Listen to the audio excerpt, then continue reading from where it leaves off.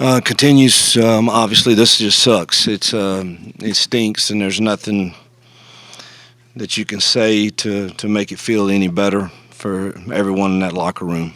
And our fans are incredible. What a great atmosphere, and would love to be at Tumors with them right now. But we still obviously are not finding ways to win games against top quality opponents, and our team did play their guts out against what I think is a really good football team, and we're proving we can play with the top in this league. But we hadn't proven we can find ways to win the game, and that's the summary. I mean, we could have easily been up 14-0. We had 3 drops in the first half that were critical in stopping our drives, and obviously the missing field goals was a big factor in the outcome also. And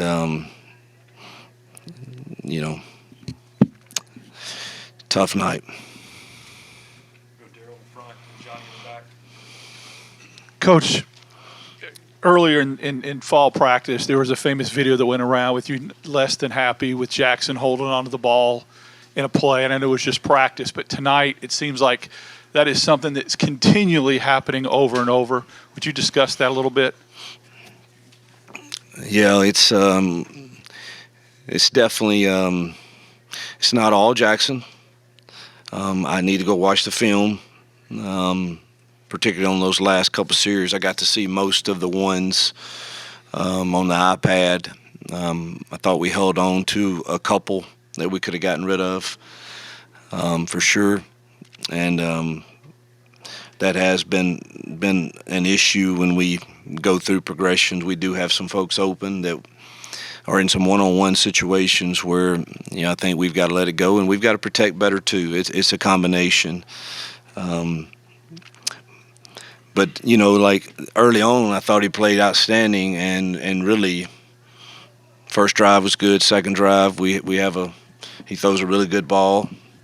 Could have been possible touchdown there. Then the next 2, we have 2 drops that put us behind the chains, and then we had a drop on a 4th down drive that was a huge play that puts us in field goal range with a chance to win the game in regulation. And so it's not all him. But do I wish that we got the ball out of our hand all the time? Yes. And there's some times that it's realistic, and probably sometimes that it's not quite so realistic. When the results continue to be like they are, for fans, alumni, people of this program that care about this program, what would be your message to them that you and your staff are the right people to continue to lead this program? Yeah, that's, listen, we all know what we signed up for, and I certainly know that we fit what Auburn is all about, but Auburn is also about winning football. And, we're going to come to work Monday and get our kids ready to play Arkansas. And these kids are playing their guts out, and I know that we've changed the talent level here. But at the end of the day, at some point, you have to win football games. And, I don't make those decisions, those calls. I just know that God's called me here to lead these young men through a very challenging and difficult time. And I'm not enjoying it a whole lot of that part of it. But yet, man, when you're called to have backbone and to stand and walk through and do a job that you've been asked to do, you're going to do it faithfully and do it really well, or as well as you can until that time does not exist. And I know we're close, and I know we'll get it over the hump. And I certainly, no one hurts for these incredible fans more than me and our staff. And so we're close. But I know that people are tired of hearing that, because I'm tired of saying it and I'm tired of feeling it. But I do know that anyone that looks, this stretch of games was against 4 really, really good teams that, we had a chance to win all of them, and at some point they're going to start going our way. Coach, your first couple of years here, you talked a lot about closing the talent gap between Auburn and the top of the league. You've been provided the resources to do that. Auburn had an incredible recruiting haul. At this point, with the results that you're getting, what else would you say you need to get over the hump? I know you say you're close, but what do you need to finish the job? People have the people have given us everything. I mean, I think we could have a little more depth at certain places, but the resources, the support that whether it be our administration or whether it be our boosters or whether it be our collective or whether it be our fans, you couldn't ask for any more.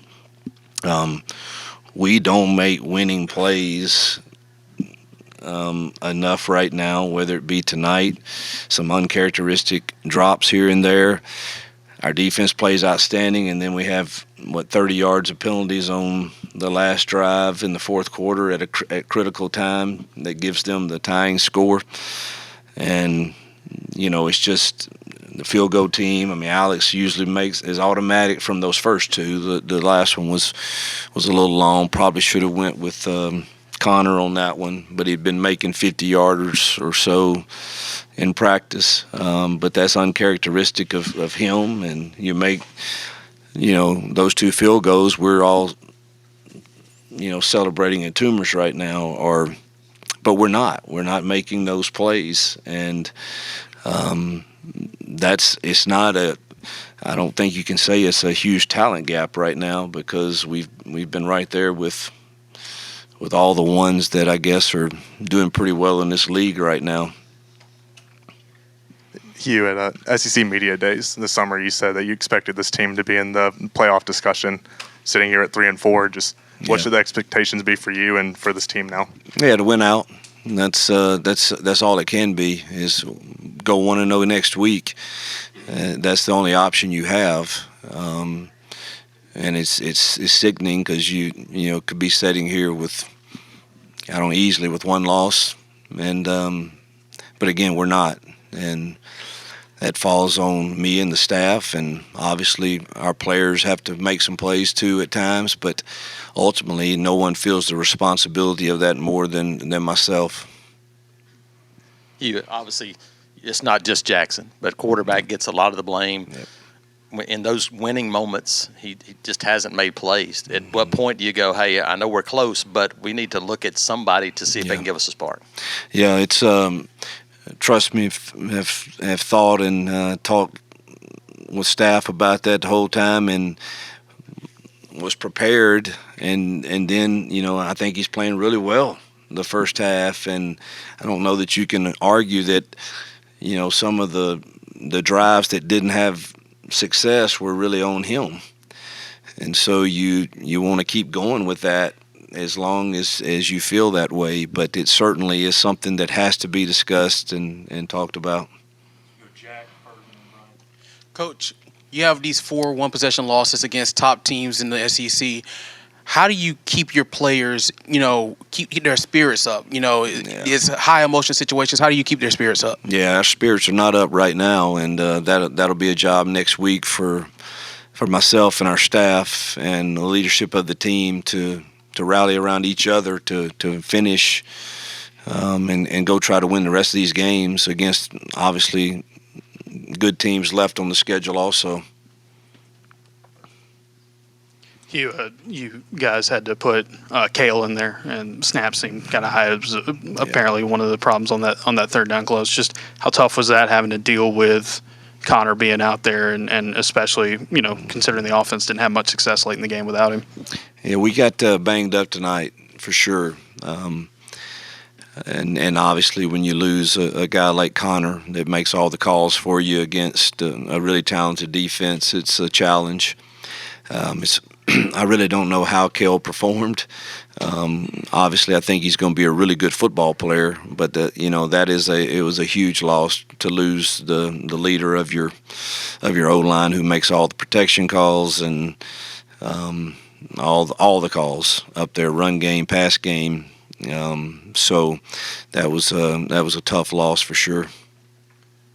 What you said, offense in overtime. I think you finished -5 yards on 8 plays. Yeah, just man, I have to go back through them, but obviously not a very good plan. Just kind of following up on Jason's question about personnel. Yeah, at what point do you say even though it's not all on one guy, we need a spark. Yeah. And we have to try something different to try to get a spark going because it's close and maybe somebody else can get us over the hump or make that game-winning play that you've been lacking. I think that's got to be discussed in depth Monday. All right, thank you, Coach. Yep. Thank you.